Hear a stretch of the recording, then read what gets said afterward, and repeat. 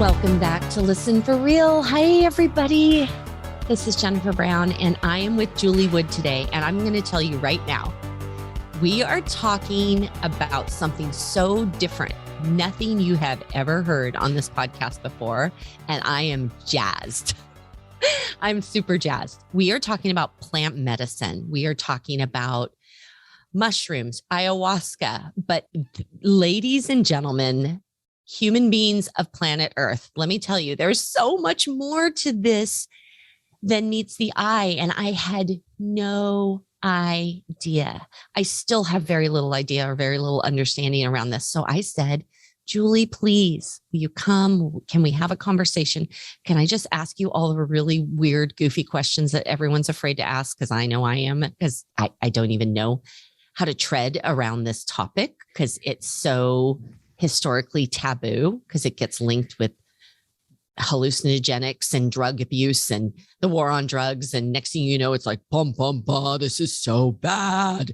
And I'm realizing there is sacred, beautiful ceremony, spiritual journeys. There's so much to this. And Julie, when I met you, just the beauty and the care in the way, the reverence you even talked about this topic with me was stunning. And so I just wanted to hear from you and let everyone meet you and know more about you. So welcome, Julie. Thank you, Jen. I'm so happy to be here. I love talking about this, and I love your open-mindedness towards learning about it. So thank you. Well, thank you for that, because that's birthed from a long period of an adulthood of closed-mindedness where I made very broad sweeping judgments and assertions often. And I can't change that. I used to be that way, but I can definitely change the way I approach my life now. And I've said this before, but I have a sense of pure curiosity and intrigue and such a desire to expand my perspective, because this world, this life is amazing. And there's so much more to it than just my little limited lens shows me. And so, yeah, I just want to understand this more. I want to know your experience, and you've studied, this is not just, oh yeah, this is someone who, has, okay. So full disclosure, let's start over. Because I will not start over, but my audience is very used to the fact that I stream of consciousness talk sometimes. Nice. When I was in high school, there was the classic high school and college of, okay, you do shrooms, or you drop acid, or you smoke a bunch of weed and alter your state. And it was completely about dropping out, altering your state, period. Right. Mm-hmm. Yeah. So that was my whole frame of reference. And you remember the first time we were talking about, I said, will you explain more of this? So this isn't just like getting stoned, getting high, getting just completely tripping out. And you're like, no, not at all. There is sacred ceremonies and thousands of years of plant medicine that does beautiful things for people. Mm-hmm. And so will you just talk more about that? So for the person who's listening going, yeah, that's what I thought too. Yeah. Because I remember, well, I'll let you talk about your singing over things. Yeah. I mean, I love it so much. There's so much reverence and care you take. And you're one of the most beautiful souls I've ever met. And so, tell more about so I have that mindset and where you're coming from. Okay. Well, first of all, I came from the exact same mindset. You know, I'm 51. So I was born in 1970, and all these substances were made illegal in 1968. So I grew up using all the legal drugs, like, alcohol. I think I had like a half a tab of LSD once, maybe 2 mushrooms. Like, I was very tentative. I never tripped with any of that stuff. And I really wasn't that interested. And then everything changed in, it was 9 years ago when I met my husband. And the friend who set us up, she said, well, Julie, I have this guy. Do you like bald guys? I'm like, yeah, I like bald guys. And she said, well, I met this contractor from New Jersey at a spiritual retreat in Brazil. I'm like, that's interesting. And she said, but he's down in Peru right now, taking ayahuasca and puking his brains out. And I was like, oh, okay. He sounds like a really interesting guy. And I had never heard of ayahuasca. I had no interest in plant medicines, but for the uninitiated, define ayahuasca, because I, until recently, had never heard of it either. What is ayahuasca? Okay. So ayahuasca is a plant from the Amazon. Actually, it's not a plant. It's a brew from the Amazon of two plants. It's the ayahuasca vine and it's chacruna leaves, which have DMT, and DMT is the psychoactive substance. Okay. And so those two are brewed together, and they help you reach expanded states of consciousness. Okay. Or what some other people would call hallucinations. Okay. But a hallucination to me assumes that it's fake and it's unhealthy, versus my experience of it, and a lot of, which is that it's actually helping you see more of reality. Really? Well, yeah. I mean, actually, I just want to share this. It's so interesting because I read recently how it works. And this was actually published in Nature magazine 10 years ago in 2012. Okay. And the way our brains work normally is they filter out a lot of reality, right? Like they just want us to see, hear, feel, smell, whatever we need to survive.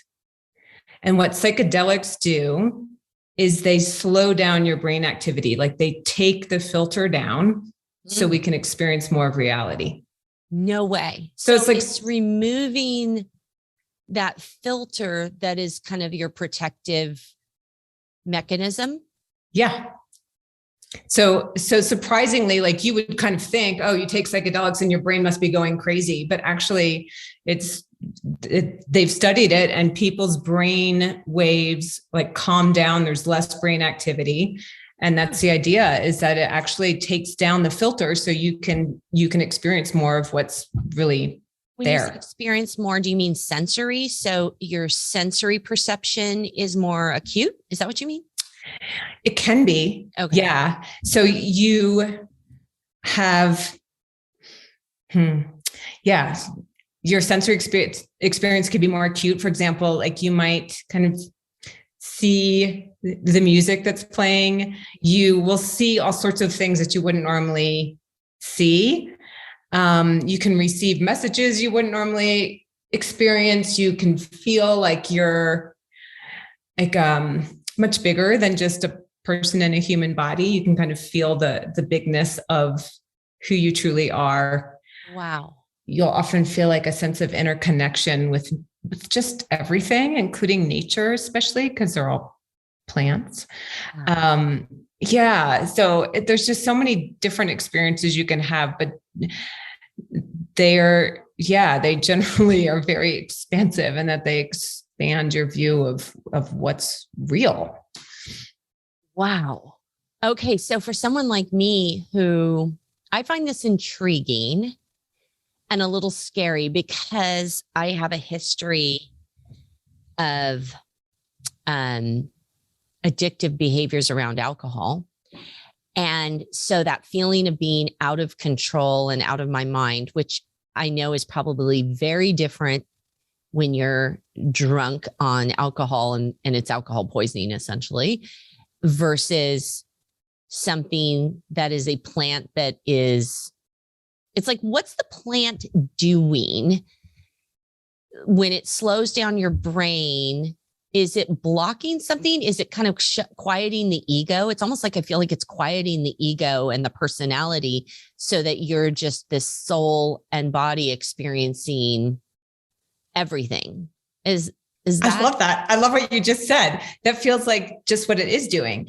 Okay. And here's one thing, is that these like substances, like ayahuasca and mushrooms, and I mean, there's several other ones, they can be used like alcohol to party, right? I mean, they can be, and you can have some pretty healthy experiences, I think, with them if you're using them just to explain that more. So explain a little bit of your background, because you're not just some rando who has decided she likes mushrooms.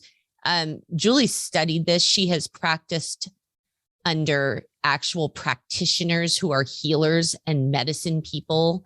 Can you just talk a little bit about your background so that people understand that? And then I want you to explain the difference between carefully engaging in it like a medicine versus partying. Right. Okay. So my background, so grew up in the suburbs of Washington, D.C. I went to Princeton undergrad. I worked in corporate America in advertising, like very much of a rule follower, like traditional kind of person, although very much always very interested in my spiritual growth. Went to a Christian church for a year, went to study yoga, called Siddha yoga for a couple of years, so I've always been really interested in that. And like I said, it wasn't until I met Russ, and he was, he had done these, Russ is my husband. He had done these ayahuasca retreats that I even learned about plant medicine. So this was 9 years ago.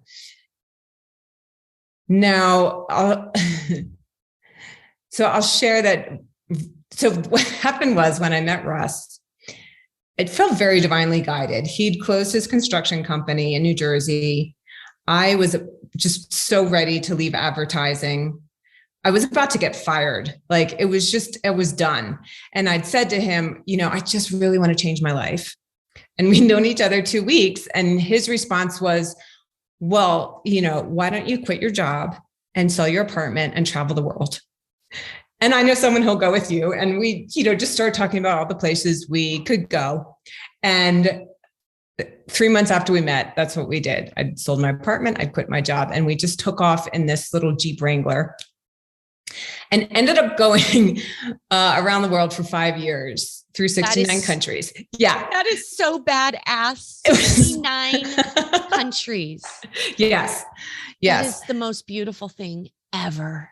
Oh, yeah. I love this. Well, don't do it in a Jeep Wrangler. They're very small to live with another human inside of, but it was amazing. And so a lot of the journey was, the whole beginning of it was, we drove into Mexico through Central America and down through South America. And these countries have a tradition of using plant medicines. Actually, there's tons of places that use plant medicines. They've found art, with mushrooms in them from 5,000 BC, like in Algeria and Spain and Guatemala and Siberia. So they are all over the place. But anyway, ayahuasca is used in the Amazon, and mushrooms are really important in parts of Mexico.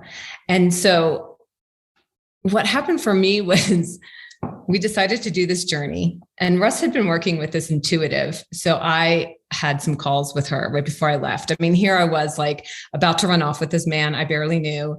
I wanted any support I could get.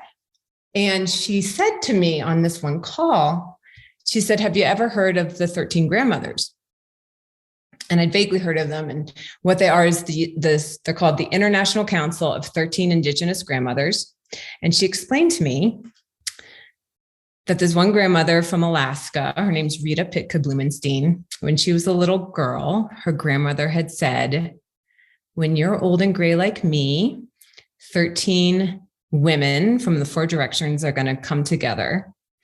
And I'm leaving you 13 medicine bags for when this happens.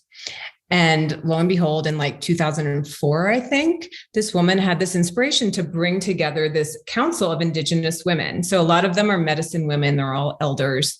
There's Lakota Sioux. There's one from Gabon, from Tibet, from Brazil. Wow. Yeah. And so anyway, she said to me, this intuitive said, well, just so you know, your soul has asked to apprentice with them, and they're here. They're gathering around you, and they're handing you a medicine bag. What? Yeah. And I was like, oh, okay. So me and Russ watched this documentary on the 13 grandmothers. It's called For the Next 7 Generations. And Russ, who is just like this huge energy guy, he was like, okay, we're going to meet as many of them as we can on this journey. And the first one would be Grandmother Julieta in Mexico. So we had seen in this movie what they did was the 13 grandmothers went to each other's homelands and did ceremony with each other. And so when they all went to Oaxaca, Mexico to visit Grandmother Julieta, she served them the sacred mushrooms. And so that was kind of part of our initial intention was let's go to Mexico and find Grandmother Julieta. And we did. And that was my first mushroom experience. Your very first mushroom experience was with her. Yeah. And did you tell her about what the intuitive had shared by chance? No. Okay. But I will tell you what I experienced in that very first medicine journey. Yeah. And were you scared? Were you nervous? So, it's funny. I think because Russ had been down to this place in Peru, a retreat center, a couple times, and he had made such good friends. And along the way, our very first stop in the journey was in Austin, Texas, where he had, I think, 5 friends who he'd met down there. And so they were all so normal and open-minded and great people. And they loved this place. And they had so many good things to say about their experiences and we kept meeting these people along the way. We stayed in New Mexico with some guys he'd met down there. And it really normalized it for me, just talking to all these people who had worked with ayahuasca. And it became oh yeah, of course we're going to go there at some point, on this journey. Yeah. So was I scared? I didn't feel scared. It was great. We were in Grandmother's, it was kind of this whole magical story of finding Grandmother Julieta in this town of 35,000 people, because we had no clue. And, of course, as it would happen, we went to the market and we had breakfast at this one stand. And I asked the lady if she knew her, and she walked me to Grandmother Julieta's house. And, her son answered the door and was like, I can't believe you found us, because people are always just sending people away. No one would ever walk you to our house, but you happen to ask basically my cousin's mother-in-law or something. It was some relation, who I'd happened to have found. And, yeah, we were in her house. So Grandmother Julieta wasn't that well. She's since passed, but she was upstairs, but she had coffee with us and just chatted about her experiences with the 13 grandmothers. And then we did ceremony she has a ceremony room downstairs in our house. Mm-hmm. And it was, I think we did 1 ceremony with her son and 2 with her daughter. So Grandmother Julieta. What does that mean when you doing ceremony? Ceremony. Yeah. Would you explain what that means? Or is that a sacred thing that would be intensely personal to ask someone? Because I truly don't know. So I'll explain to you how it works. Okay. I mean, the part that's personal, that's really hard to share, is what you experience, because and I find that I've learned not to share too much of my experience in these journeys, because it's kind of like trying to share a dream or something. It can be really personal and significant to you, but when you try to explain it to someone else, they can't really be there. Yeah. And but it doesn't do it justice probably as well. Yeah. Right. Exactly. Okay. And so people will say, the more you talk about your experiences, it's like they're losing power every time you express them. Wow. So it's just that was a real learning for me, to just keep it inside and process it. Yeah. But the structure of the ceremony, I mean, they tend to be generally the same in my experience, really wherever you go. So Okay. So we were in the ceremonial space, which basically was this room downstairs in Grandmother Julieta's house.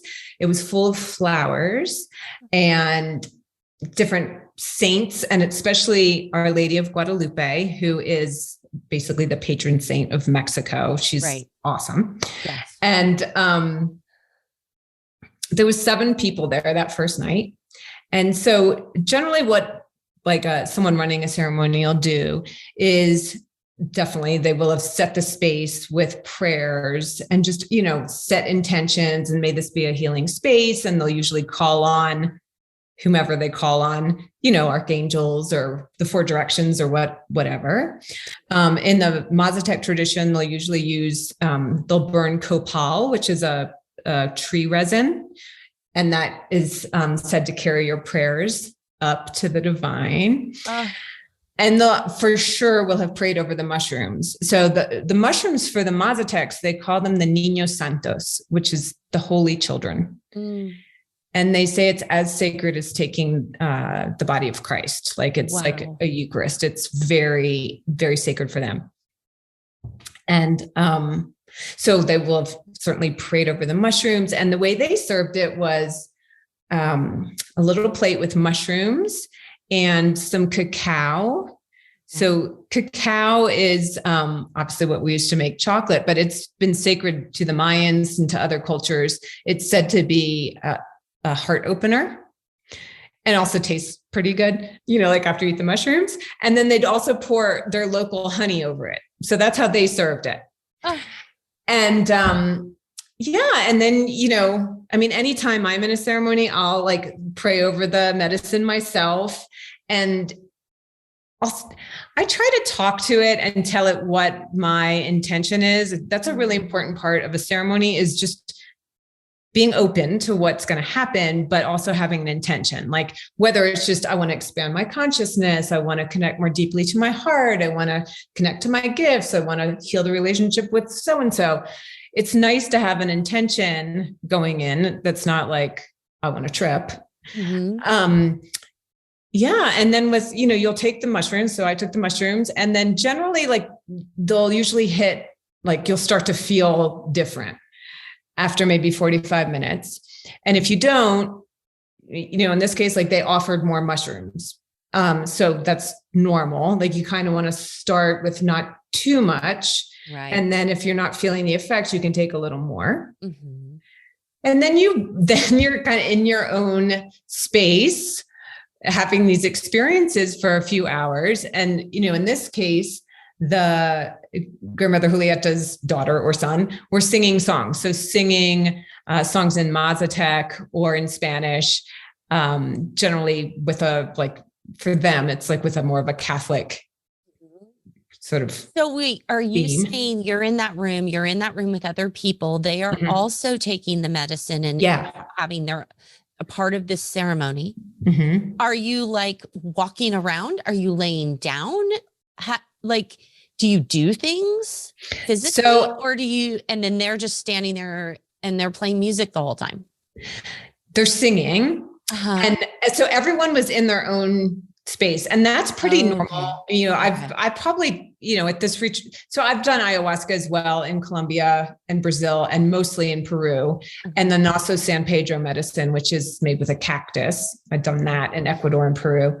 And with all of them, you're in your own space. So,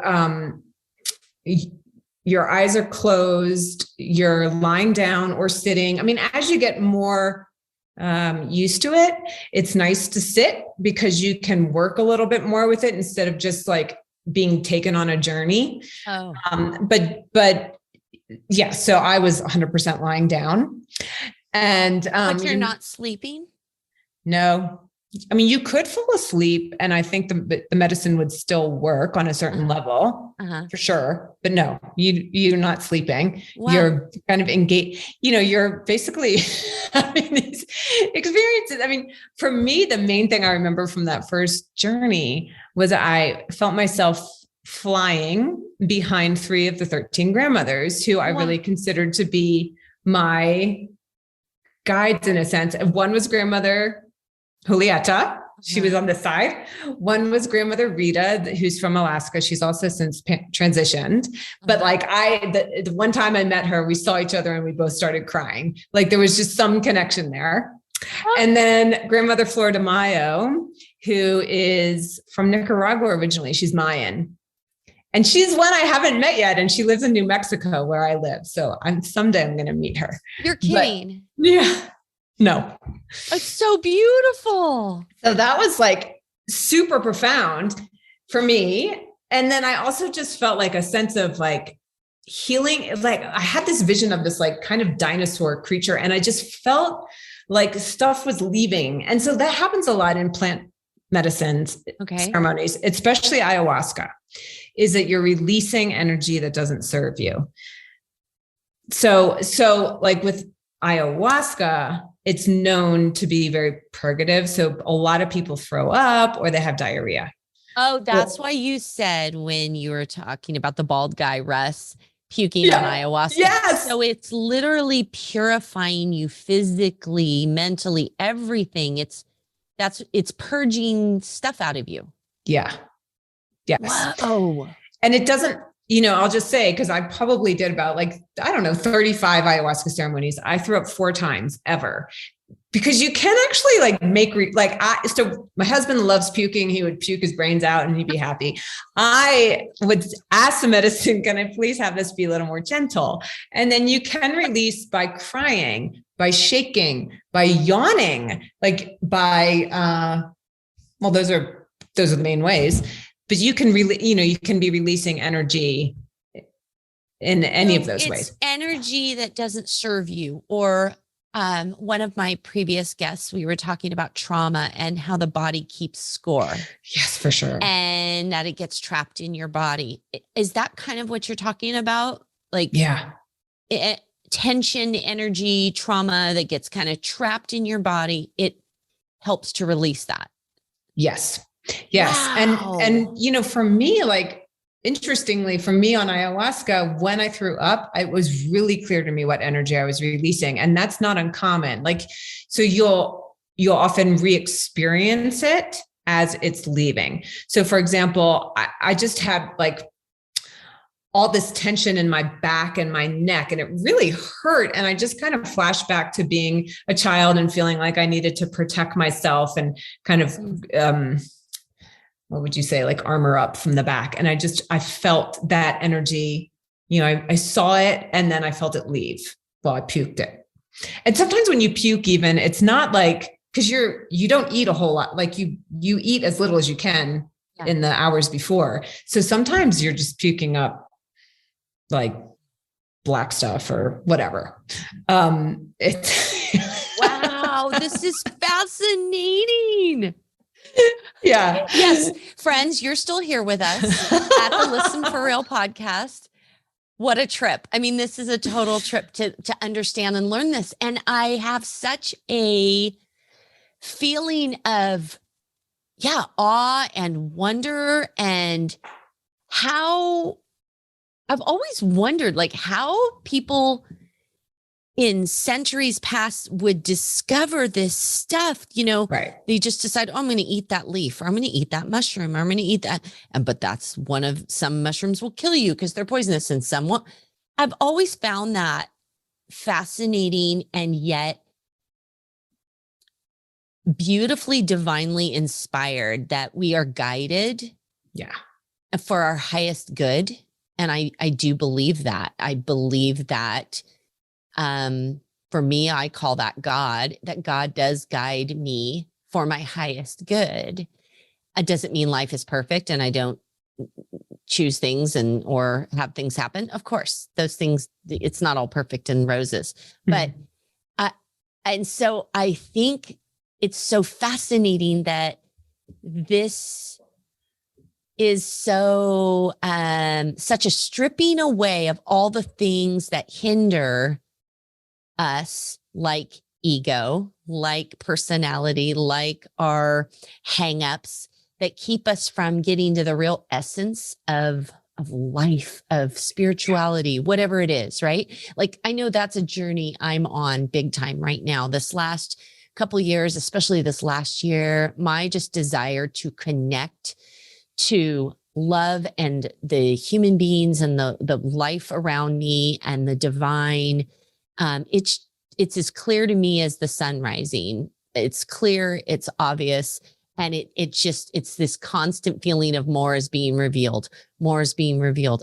Oh, now, oh, look at the synchronicity of that. Oh, wow, look at this. So I kind of picture these experiences that on steroids. Do you see what I'm saying? Like, oh, the synchronicity of that. Oh, suddenly, oh, that makes so much sense. That's what I picture heaven feeling like. If you want to call it that, when we happen to be released from this particular body, I picture heaven kind of just this greater, oh, of course. Yeah. Yes, that's all makes all the sense in the world. Everything makes sense. All the puzzle pieces fit and I get it. Yeah. So is that kind of a fair perspective on what's possible with plant medicine? I think something that's possible. I mean, that's just like a beautiful way to approach the world, Jen. I think it was like, there's some quote from Einstein, you can look at everything as a miracle or nothing as a miracle. And I mean, why not look at everything as a miracle and to be attuned to all the synchronicities? And like, you just feel like you're in this beautiful space of gratitude. And, for sure, the plant medicine, I mean, I don't really know all the science. I know that like it does, like they do affect the serotonin levels in your brain. So I do think it helps to connect people with gratitude. And for sure, just when you're in that space, you often just, you just sense how connected you are to everyone and to nature. And so that helps to create this way of being that you're talking about in your regular life. Yeah. Now, I want to be clear. I'm actually a low serotonin person. Julie and I are not doctors. We are not, we acknowledge these are not legal. Plant medicine like this is not legal in the United States where we both live. So we want to be really clear about that. I'm not saying go run out, and you all are grown-ups. You need to be wise. But it makes me think about, for someone who's low serotonin or struggling with depression and saddled with that, I wonder how that, I mean, we'll take medicine from a pharmaceutical company. Yes. Okay.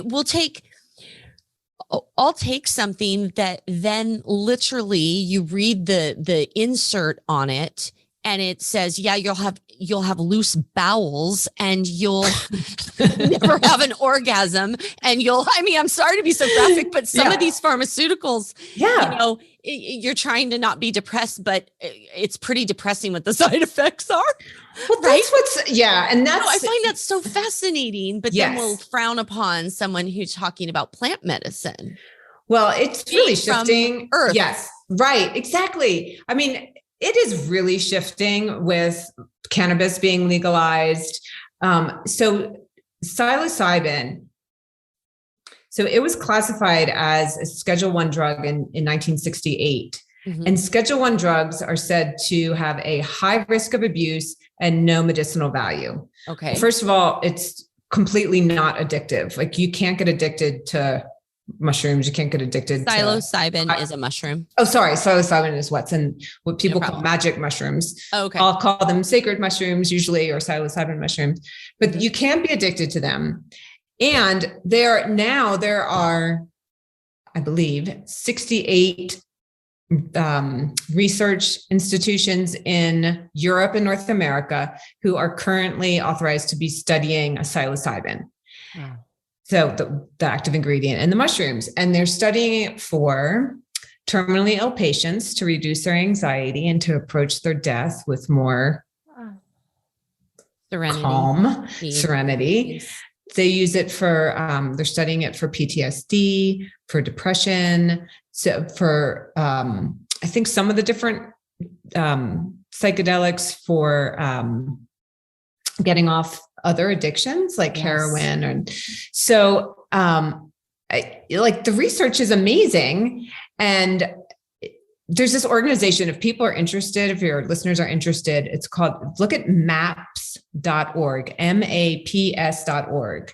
And it stands for a Multidisciplinary Association for Psychedelic Studies, which just has tons and tons of research. It was founded in the 1980s by a guy named Rick Doblin, and they fund a lot of these psychedelic studies. So they're authorized, obviously. It's like Johns Hopkins University doing these studies. And the guys at MAPS believe that psilocybin will probably be legalized. Well, there's different levels of legalization, but that the process might start in a couple of years. That's incredible. And I hope so, because it has no side effects. It's not addictive. It doesn't have side effects. Like, it grows from the Mother Earth. Yeah.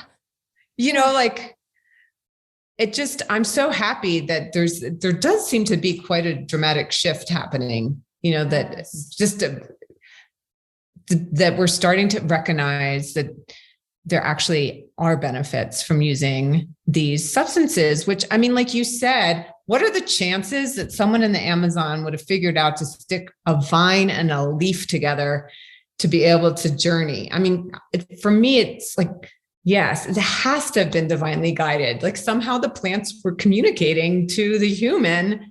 I mean, I'm here to help. I'm here to help. Eat me, brew me, drink me. Exactly. Oh my gosh. I mean, it sounds so funny, but yet it's cool. I mean, it's beautiful. And I'm one of those people that I go, I just think the universe is magnificent, that this all is so big. Yeah. Anything's possible. Anything is possible. Yeah. I say it all the time. Why not? And what's the harm, other than we have our own hangups? And there's some that would have, in the beginning of this podcast, would have heard the mushroom comment and been like picturing the bearded dude at the Dead show, and not, grandmother Julieta, right? A healer, and these grandmothers who are perform in sacred ceremony with one another and just love and want to be love and bring healing and goodness to humanity. Yeah. How cool. I mean, it's just cool. Let's take a quick, go ahead. And then I want to take a quick break and come back. Okay. No, I was just going to say, like, we're also concerned about the climate crisis and our treatment of the Mother Earth. I mean, like, isn't it just kind of magical, the idea of working with these medicines that grow from the earth, that are here for us to help us realize that, oh, actually, we're all connected to each other. We're all connected to nature. And, who knows, like, how they might inspire people to come up with solutions. So it is like, yeah. Well, and believe me, I do not suppose to disparage every pharmaceutical that was ever out there. No, I do not. But I do think, because many pharmaceuticals found their genesis in plants. Of course. Morphine is what? From the poppy seed or something like that, right? I mean, we were given this planet and all that's on it for our benefit. And I think we were provided everything we need to live here. And so how we steward it, obviously, is one really important aspect, but staying attuned to and not forgetting, that's more of it. Let's not forget that. Does it mean we don't avail ourselves? If I have cancer next year, then I'm not going to also avail myself both of my naturopathic and my integrative medicine docs, and maybe plant medicines and perhaps Western medicine as well. You could probably pretty much guarantee it. Mm-hmm. So yeah, I want to be careful not to disparage that, but I also think we need to open our minds up to just pharmaceuticals, and the profit therein is not the only answer. Yeah. Okay, let's take a quick break. We'll be right back.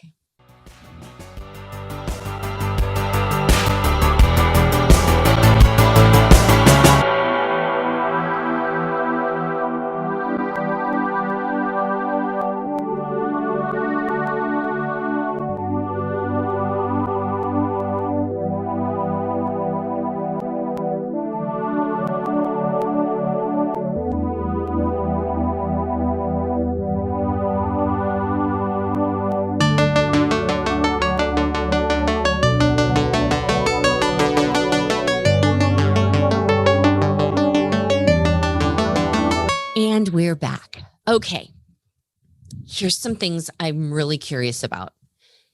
When someone engages in ceremony and takes plant medicine, does it have like staying power, or is this something you have to routinely ingest to reap the benefits? Do you know what I mean? Yeah. Yeah. So I mean, you really have to trust your internal guidance, like how much you want to take the plant medicine. It really, it builds over time as you're like I'd say the effects of it, and you're never really going to know like what all is happening within you. But yeah, I mean, so with my experience, you'll hear when I met my husband, I had been working in advertising for 18 years. Mm-hmm. I never loved it. Mm. I had no idea what I wanted to do in my life. And we called our journey our spirit journey. I mean, our intention was to connect with spirit and hopefully to figure out what we could do. I really did like want to connect with the gifts I'm here to share in this life.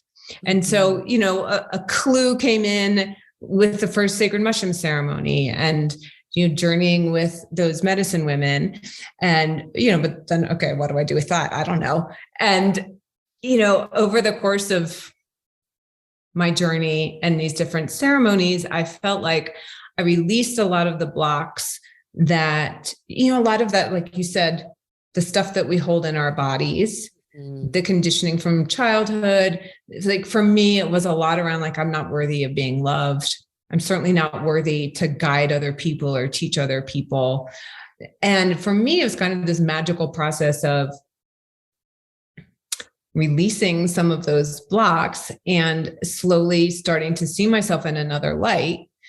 I had an experience at the Ayahuasca retreat center. I'd been there enough times.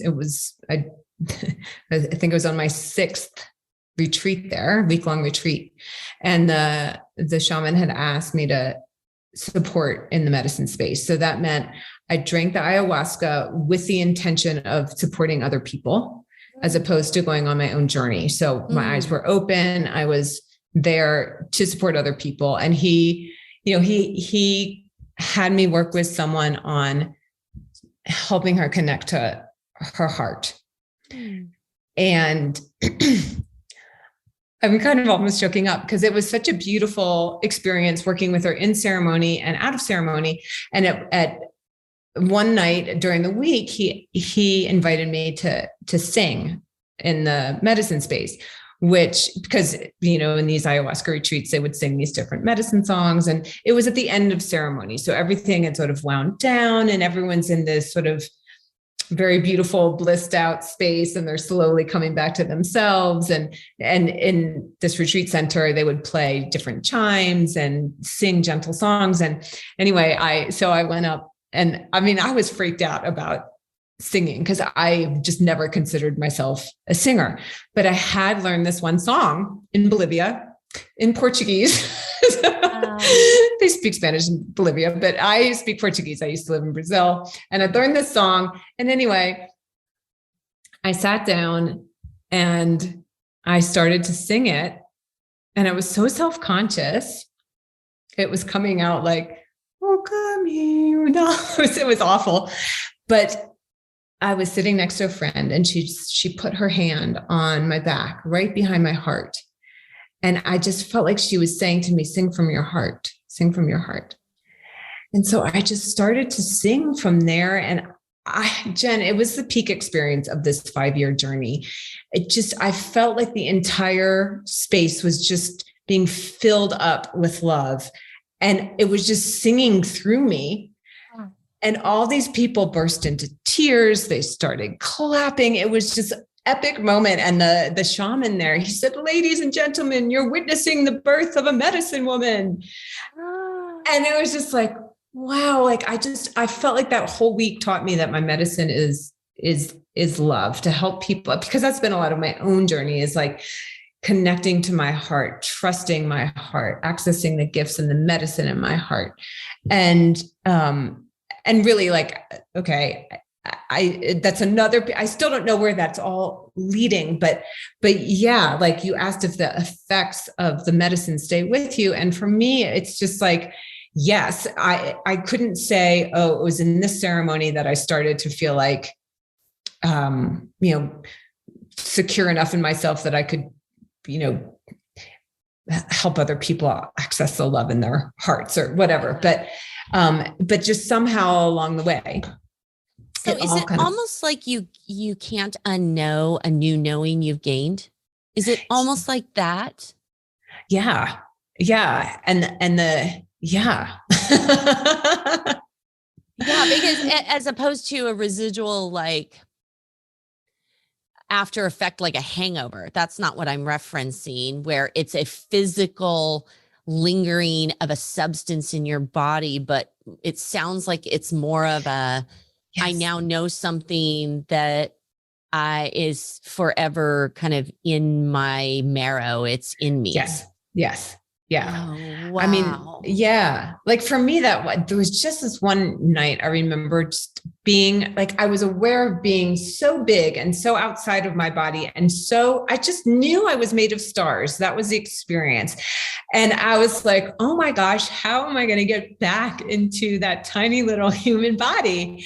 Really? And so, yeah. And it's just like, that has stayed with me always, this idea that, wow, like we're all made of stars and we're all these like, huge, like, I don't know, I think of us as aspects of God, like that we just chose to come down to this human body. But to like have that visceral experience that's just something that stays with you. Okay. That imagery is beautiful. That there is just this, we are all part of, what is it? I was hearing someone and I wish I knew so I could give them credit, but it was something to the effect of a drop of water is a part of the ocean. It's not separate from it. Yes. Okay. Yeah. And so our spirits and souls, yes, they happen to be housed in these bodies currently, but our spirits and souls are eternal. And we are part of this larger expanse that it is all. I call God all, because it is all. Like it's God isn't even big enough. Like I feel like I need to give God an even bigger name because there's so much to it, and I don't want to minimize this majestic thing. Gosh, there's not even words for this stuff.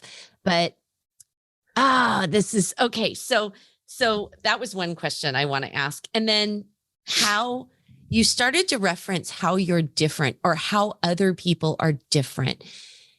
And that's something I really want to understand, is that forever changed, spiritually, emotionally, you're different after an experience.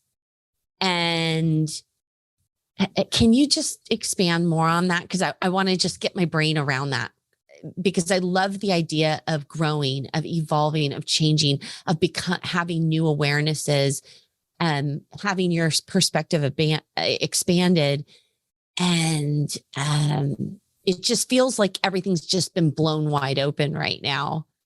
And so I just want you to touch on that a little more, if that even made sense. This totally does. It's really hard to articulate, y'all. I mean, it's really hard to put words to. So I can only imagine trying to articulate an experience that's so intensely personal would be very difficult. Like, how do you explain that? I mean, how do you? I don't know. Like, how do you explain a mystical experience? But that's what it is. And it's funny, even in the research, like, the Johns Hopkins research, which was with people who are terminally ill. And I think they said like 2/3 of them said that this was one of the top 5 spiritual experiences they'd had in their life. And a certain number of them said, the top spiritual experience. So I think it's just like, we can understand with our minds that we're all interconnected, or, that we're all aspects of the divine or whatever. But, I think it's that having that experience, or being, taking the medicine. And sometimes you do it outside. Usually for me, I've done it at night, but like with some of them, you can be outside, especially San Pedro medicine, which is this cactus, also called wachuma. And you'll just be like staring at the bees and the flowers, and you can just like sense this connection. And I think it's when you feel it in your body and you experience it, like you experience the expansion, or you experience the connection, or the, love with other people, or, for me, like that flying with the grandmothers, like, wow, I didn't like, where did that come from? And so, I think, like, once you've had an experience, like you've experienced it, or like even seeing, like sometimes I love that, like seeing the music. I feel like I can see the music moving in front of me, and it's just like, they're just such different and expansive. I mean, that's like, they're expansive, and it just stays with people. You know what let me ask you this. You know how, if you've read people who've had near-death experiences, or yes. I remember reading one gentleman's book, and he had gone to heaven for like 90 minutes or something. Yeah. And he talked about having been there, and the glories of it. Coming back to earth was really hard. Like, how could you let me taste that and experience it, but then have me come back to this earthly existence that is a little less yes, lustrous, right? So is it a lot less? Yeah, I was going to say, so that's my question is, so once you've experienced this, that strikes me, that would be an addictive property, in that you want to experience more of that, because you now know what's out there, in your body and your mind are limiting your experience of it. And so you want more of it. I mean, what's to stop someone to go, man, I want this every day of my life. I want to live like this. I mean, I imagine you can't. How do you reconcile that? Like, well, okay. So when I say it's not addictive, like physically, it's not addictive, but right. I think you can kind of get really attached to having those experiences. But I do have to clarify, because here I'm talking about all the amazing stuff. Like, it's not I've read also about near-death experiences, and yes, they always sound extremely blissful. And there is an aspect of absolute bliss with plant medicines sometimes, and sometimes it's not so blissful. Like, I mean, you can re-experience, just like if you're letting go of an energy of, okay. I mean, for me anyway, I did see this a couple of times. I had a past life memory at a spiritual retreat center. And when I was on ayahuasca, I very much saw that energy. Like, that was this energy of it was just an energy of not speaking my truth and these kind of things. But it was like, I was so clear, because it flashed back to me that was leaving my body. So that was not that fun for me. Also, like on ayahuasca, it physically is painful to me. Like, I definitely had an experience of feeling like, like when caterpillars go into a cocoon, apparently they liquefy before they become butterflies. Okay. I swear it just felt like that to me in this one ceremony. Like, my entire insides were just like, it hurt. Like, I just felt like I was being dissolved in some way. And I really did feel like kind of like a butterfly coming out of it. But, it's not always sunshine and fairies. Like, there, especially on ayahuasca. So mushrooms, I find it's not common for people to purge, to throw up or have diarrhea. It can happen, but I've never experienced that. Yeah. But you're still yawning and releasing energies and stuff. So it's a much more gentle experience. And also, if you're asking, like, I want to see things clearly, or I want to see a relationship clearly, or, you can be made aware of stuff that maybe you'd rather not be seeing, so it's sort of like pushing you forward to like, okay, no, you need to see this clearly, and you need to like take responsibility for this. And so it's not always bliss, there's definitely that's a possibility. And I think it happens very often. And there can be some uncomfortable emotions that come up and just uncomfortable sensations that come up, which is. So would you, as someone who has both studied it and apprenticed under, what are they called? Like healing women, master healers? What's the term? Well, I really haven't had like a formal apprenticeship. There are, apprentice shamans in, retreat centers, for example, in Peru, or like, I've just had my own journey with it. And just assisted in other little situations. Well, I've assisted in ceremonies in Mexico. Yeah. Like in the last couple of years. And I did have the mushrooms in ceremony asked me to work with them, which traditionally would mean I would go and study with a medicine woman. But I already traveled the world for 5 years. I don't want to go study with a medicine woman. Yeah. So, I'm just seeing how all of this unfolds and seeing if like mushrooms become legal in this country. In the meantime, I'm just going down to Mexico. But so, I've had my own experience, but I haven't like formally apprenticed with anybody. So what advice or guidance would you give a friend or someone So let's say it was me and you said, okay, Jen, here's some guidance that just from all of my experience, here's what you need to know. Yeah.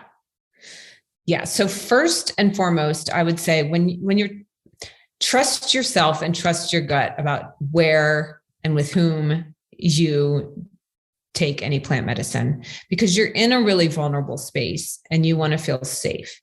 So the vast majority of people who are offering this I believe have really good intentions, but I've heard stories there are people who go, tourism in Peru, for example, and they're with a tour guide and the tour guide's like, oh, my friend's a shaman, but the friend isn't really a shaman. And, your energy field is open, you're open. So there's two things that like from Timothy Leary, who was one of the early studiers of all this in the 60s. And I think he coined the term set and setting.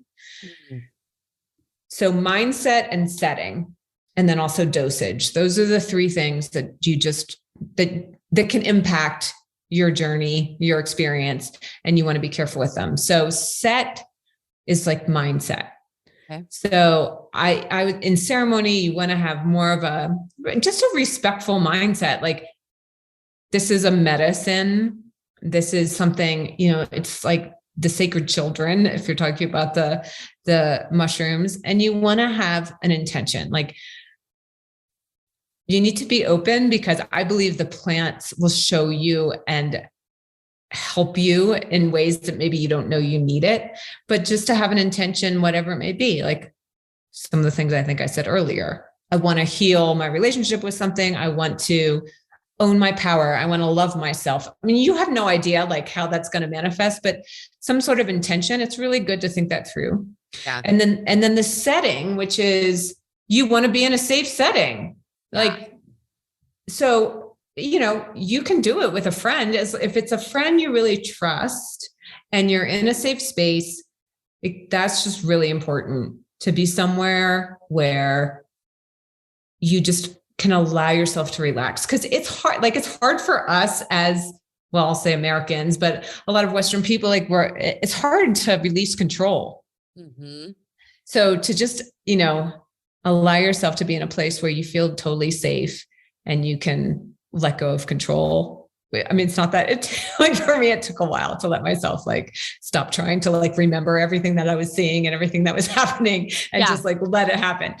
That would be me. I'd be like pulling out my journal, write this down. I don't want to forget this. Like you don't write it down. Yeah, exactly. Yeah. And exactly. Oh my gosh. So, and then the other part is dosage. So, there's like, people talk about taking an epic dose, which is like this huge dose of medicine, which I've never done. And, you don't really know how your body's going to react. And I'm telling you, it changes all the time. So like, for example, my very first mushroom ceremony, I took X amount. And I had that experience. Mm-hmm. And then Russ wanted to stay and do more ceremonies. And I burst into tears at the idea because it was just like, oh my God, I don't think I can do this again. Like it was so profound. But I did. And I took the exact same amount of mushrooms and I didn't journey at all. I was completely lucid. I was just like in the medicine space, listening to the songs in Mazatec and Spanish, and I wasn't journeying. And so my point is like, you can take the same amount of medicine. And if like either an aspect of you doesn't want to journey or the plants feel like, nope, you got what you needed last night. You're not, Wow, that's so interesting. I know. But the important point is like, you can always take more. You can't take less. So like, you can't take away what you've already taken. So just start at a more reasonable dose. And if, 45 minutes in, you're not feeling anything, take a little more. But I think I just treat it with respect and take a little bit at a time. And any like reputable, place that you go, if you're doing it with someone who offers this or who's, a retreat center, they're going to handle it that way. So, what just occurred to me as we're wrapping up is the beauty of the fact that plants have a wisdom and a connectiveness and an intuition. And at first, when you said that before, I thought, oh, for God's sakes. Because, we all like, this is also new. So we have our little gut reaction at first, like, how could that be? But then I began thinking, well, wait a minute. An amoeba has like a direction it goes. A plant knows when to blossom. A worm knows ants know what to do. A little speck ant knows exactly what to do and what scent to follow and how to do things. I mean, so why not? Again, it's like, well, why wouldn't a plant have wisdom and energy and love and guidance? Why not? There's an amazing film for everyone to watch. A documentary. It's called Fantastic Fungi. And I forget if it's on like, I think maybe Netflix. It's so, so, so beautifully filmed. And it's not about psilocybin mushrooms. It's about the whole kingdom of mycelium and how like mycelium basically like connects everything under the ground, connects all the trees to one another. Like that's one of the ways trees can, send nutrients to another tree of its kind, or like send warning that they're being attacked by bugs. And it's all like the mycelium is amazing. And it's just a beautifully filmed. It's really a beautiful, beautiful, beautiful. I'll documentary. put it in the show notes. I'll put it in the show notes. Yeah. Along with the 13 Grandmothers movie. I'll put everything we've referenced in the show notes, you guys. So don't worry. Julie, you are just tremendous. I appreciate you. And I'm so gratified we talked about this. And I feel a lot of joy at just, again, the possibilities that there's just so many amazing things to learn and know about and experience. And this is one more. I mean, my interest is so piqued. I have no idea where that will go for me. But again, I am in such a space of wanting to experience more of God, of love, of that energy that is all of that.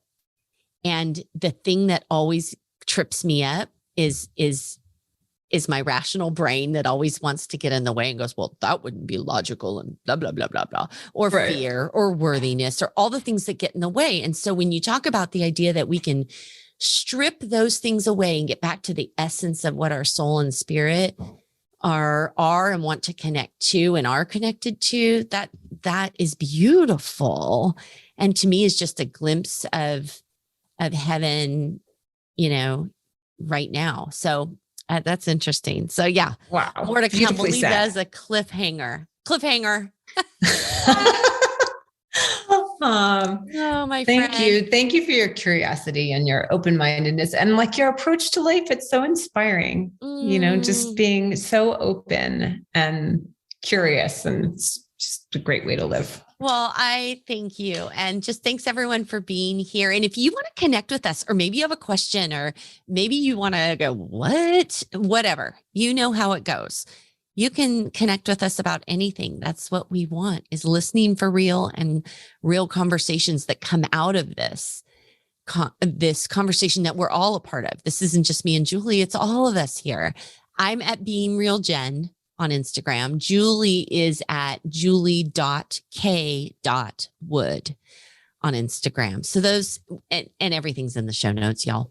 But I thank you all for having an open mind and just being a part of this conversation with Julie and I, energetically, spiritually, and even with your questions, even if with your doubts. Thanks for trusting us with that. I really, really respect and appreciate that. So have a great week. Thanks again, Julie. I'll see you all next episode. Bye. Listen for Real is produced in Rockland, California, and is edited and mixed with the help of Mark Edward. Our music, entitled Zero, is written and performed by Shannon Curtis. If you believe conversations like these belong in the world, please subscribe, rate, and review this podcast. And even better, share it with someone else as a real conversation starter. We'll see you next time.